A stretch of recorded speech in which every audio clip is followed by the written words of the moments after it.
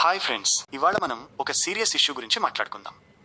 ఇండియాలో human trafficking ఇది ఒక బిగ్ ప్రాబ్లం అండ్ మనందరికీ దీని గురించి తెలిసి ఉండాలి, అందరికీ చెప్పాలి. సో అసలు హ్యూమన్ ట్రాఫికింగ్ అంటే ఏంటి? ఇది ఒక రకమైన బానిసత్వం లాంటిది. ఉమెన్ అండ్ చిల్డ్రన్ ని ఫోర్స్ చేస్తారు లేబర్ కోసం, సెక్షువల్ ఎక్స్‌ప్లాయిటేషన్ కోసం, డొమెస్టిక్ వర్క్ కోసం, లేదా వాళ్ళ బాడీ పార్ట్స్ అమ్మేయడానికి కూడా. ఇది చాలా భయంకరమైన విషయం. 2021లో నేషనల్ క్రైమ్ రికార్డ్స్ బ్యూరో ప్రకారం 2189 కేసెస్ రిజిస్టర్ అయ్యాయి. కానీ ఇది చాలా చిన్న నంబర్. చాలా కేసెస్ బయటకు రావు. షాకింగ్ న్యూస్ ఏంటంటే 2021లో 1,21,000 మంది పిల్లలు మిస్ అయ్యారు. వాళ్లలో చాలా మంది, ముఖ్యంగా గర్ల్స్, దీనికి బలై ఉండొచ్చు.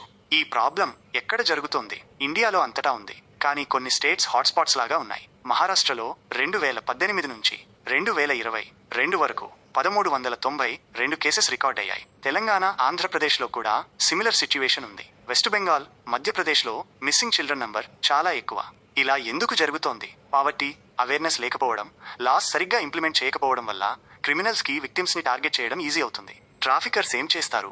వాళ్ళు forced labour 43%, sexual exploitation 33%, domestic servitude, forced marriages, organ transplantation చేస్తారు. చిల్డ్రన్, ముఖ్యంగా గర్ల్స్, ఈ వలలో చిక్కుకుంటారు. 2021లో 2,877 మంది పిల్లలు విక్టిమ్స్ అయితే అందులో 1,059 మంది గర్ల్స్. దీన్ని మనం ఆపాలి.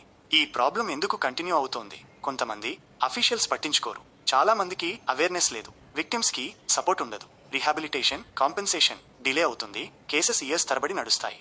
సో ఫ్రెండ్స్, మనం దీని గురించి మాట్లాడాలి. దీన్ని ఆపడానికి హెల్ప్ చేయాలి.